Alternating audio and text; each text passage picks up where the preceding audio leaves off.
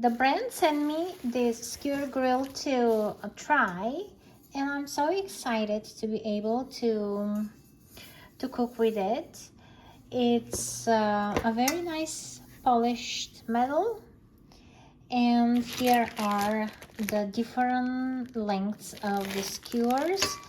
I like it that it's gonna go in my oven just fine, and because of this length you can match it to your oven, but also to the amount of meat you have. So let's see which is the smallest one.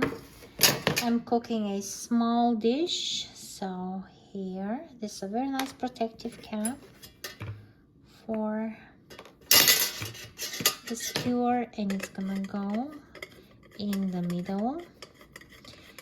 And this pan will catch all the liquid drippings and everything that comes from cooking the meat. Very nice. I like it. It's very comfortable to hold on both sides as well.